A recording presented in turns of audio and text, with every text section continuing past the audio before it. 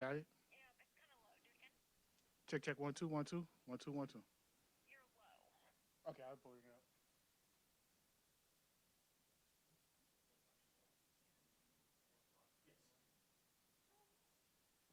Check, check, 1 2 1 2.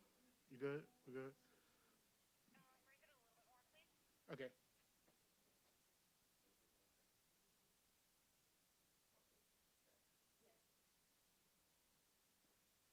Check, check, check, check, 1 2 1 2. Everybody okay? Okay.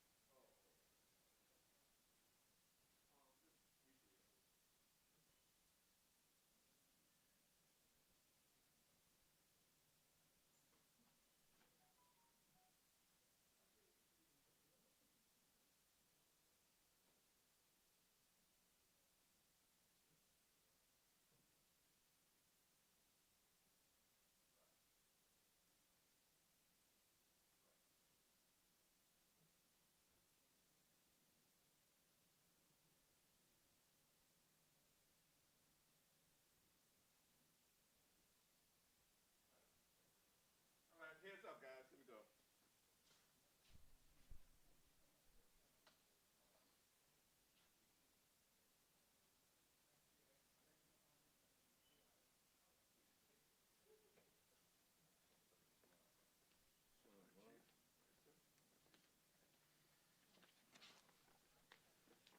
Yep. Phone's on silent. All right. Good afternoon, everyone. I'm gonna take my mask off so that you can hear me clearly. Um, First of all, thank you all for allowing us this opportunity. Again, as always, to have this communication line with our community. With me, I have today with me Chief Deputy Superintendent of Field Operations, Chief John Thomas, Deputy Superintendent of Public Integrity Bureau, Chief Alinda Westbrook. This is our bi-weekly update just to inform our citizens as to what it is that we are seeing crime trend-wise, address any hot pressing issues that are maybe going on at this time, and just keeping that communication line open so that our city, our citizens are aware of what it is that we are seeing and what we are doing about the issues and challenges that we see today.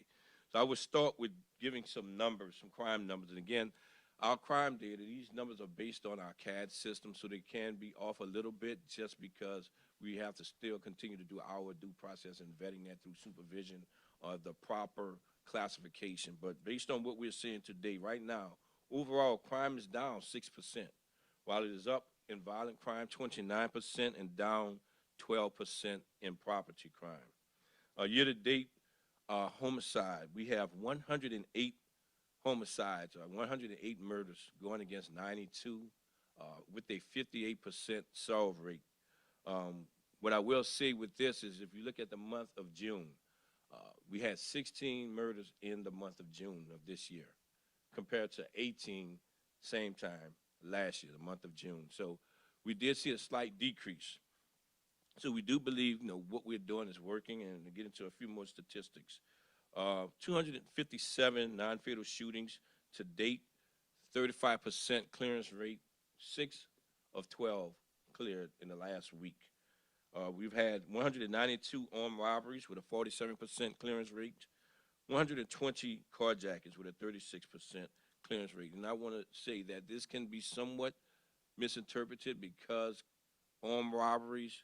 Some of our armed robberies do consist of a carjacking. That is just a matter of the classification based on state law and how we are classifying our crimes. We've also seen decreases over the last few weeks in auto burglaries as well as auto thefts, where we average approximately 92 auto burglaries a week. We've had 57 last week and 84 the week prior, averaging 52 auto thefts a week. We had 41 last week and 56 the week prior to that. So this leads me, as well as our team, to believe that what we have in place right now is working. It is a work in progress. It will take us some time to get it fully flowing in the direction in which we want it to go, and we would hope that it would go. So we will continue to utilize our resources, meaning our partnerships with our local, state, and federal partners, law enforcement partners, in better engaging and carrying out and supporting these investigations through our VK team, our Violent Crime Abatement Investigation Team. Thus far, we have secured 2 federal indictments for violent offenders, and through our Project Safe Neighborhood in partnership with the ATF, we have been able to link individuals to several violent incidents. For instance, a lead through our NIBIN, our National Integrated Ballistic Information Network, connected several shootings together, and we're currently working on those particular investigations. It led also to the arrest of Darren Borkins, who was responsible for the shooting on Bourbon Street some months ago. In addition to this, NIBIN's chart lead, PSN, our Project Safe Neighborhood, detectives are currently engaged with communicating with each other in all districts to ensure that we're crossing the various district borderlines that involve any gun arrests, confiscations, and recoveries. Next, I would like to discuss is the next thing I would like to discuss is the reckless driving incidents in which we have been seeing across our city over the last weekend or two in several locations. And what I will say, it is irresponsible, it's very negligent, and it's very dangerous. And we as a department, we as a city would not tolerate this. And we need those individuals who are involved and who are participating in this reckless activity to take due notice that we are currently and actively investigating these incidents, and we will be pursuing charges against these individuals. But you have to know that this behavior it would not lead to anything but something tragic at some point in time. You are not professional drivers. You're not in NASCAR. So we do need you to take ownership and know that, and be more responsible and know that all it takes is one individual to lose control, and the crowd, the onlookers, can be severely injured, if not resulting in death. So please know that we're watching, and we are taking the necessary actions with our partners at the state and federal level to seek these individuals, and we will not stop until we have stopped you from participating in this irresponsible behavior. Next, hot pressing issues, our manpower. As we have seen across the country, law enforcement as a profession, especially on a local level, has had its challenges in recruitment as well as retention. So we are doing our due diligence in identifying better ways to retain our officers. But with that being said, we also need to acknowledge that the continuing support that we have received from our Mayor LaToya Cantrell, and her staff, our public safety team, and her administration, despite the budget impacts that we have faced as a city, the New Orleans Police Department has not stopped recruiting, when many cities across the country has done so. As we are certainly experiencing this significant reduction in applications, we continue to work with our mayor and our partners at the New Orleans Police and Justice Foundation to identify ways in which we can improve our recruitment efforts. To give you a little context to this, pre-George Floyd incident, the George Floyd murder, before then, we were averaging 400 to 500 applications a month. So far this year, we received as many as 1,470 applications, which gives us an average of approximately 245 applications per month. That has been cut in half compared to what we have seen over a year ago. But nevertheless, we've continued. You know, just last week we graduated a class of 14 We currently have a class of 25 recruits in place, and we're expecting to have 2 more classes by the end of this year.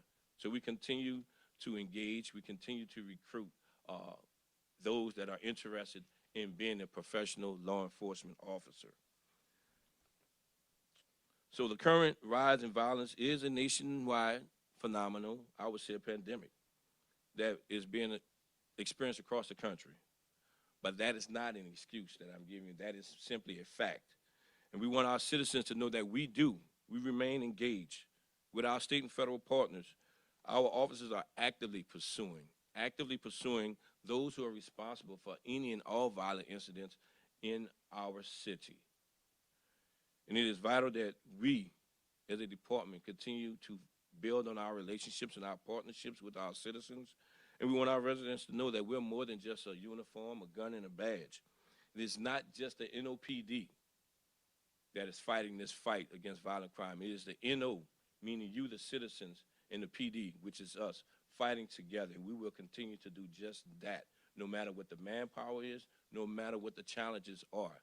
We will adjust, as we have done on a daily basis, through our crime-fighting deployments, through our burden reduction strategies, whatever it takes to ensure the safety of our city. And with that, Gary, I'll take any questions.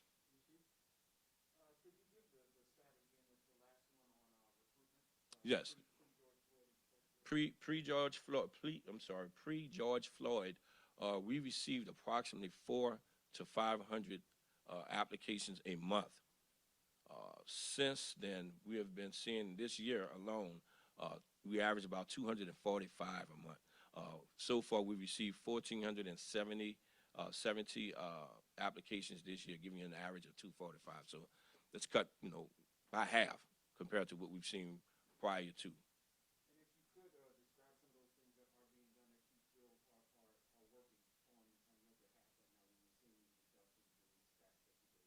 You mean crime-wise? Yes. So, I mean, some of the things that we've done with Operation Golden Eagle, of course, I can't go into detail with that, but we have made numerous gun arrests, numerous drug arrests, as well as removed some violent offenders that are wanted for either a homicide or even carjackings or non-fatal shootings. Just over the last 2 weeks, I will say this, over the last couple of weeks, we've arrested 9 individuals and have removed as many as 11 guns off the streets of New Orleans through that operation alone. And I can tell you this also, so far this year, we have removed as many as 362 guns off the streets of New Orleans. Next question.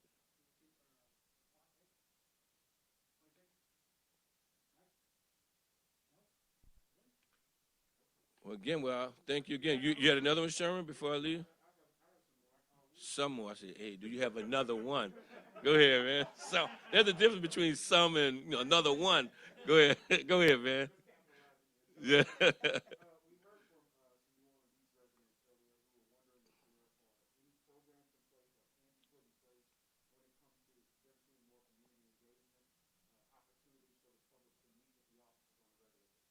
Yes. So right now, what I've charged each district captain with is the responsibility of hosting a mission day every month. One mission day, meaning a mission to promote positive interaction with the community in which they are serving. That could be through a panel discussion. That could be through a crime walk. Whatever they designate, it can be through a cleanup in the neighborhood. But that is just one aspect. We're also transitioning or beginning to transition into having our in-person non-PAC meeting, which is a monthly meeting that is hosted by the district captain with the community in which they're serving to discuss what the trends are in that particular district, as well as hear the concerns from the constituents of that community. And we have to be careful right now as we are starting to see the Delta variants pick up. So we're going to, we have to adjust as necessary. But it has been our intention for the month of July to begin those in-person meetings and host that meeting in person while also hosting it virtually for those who cannot attend in person. So, all right. Again, thank you all.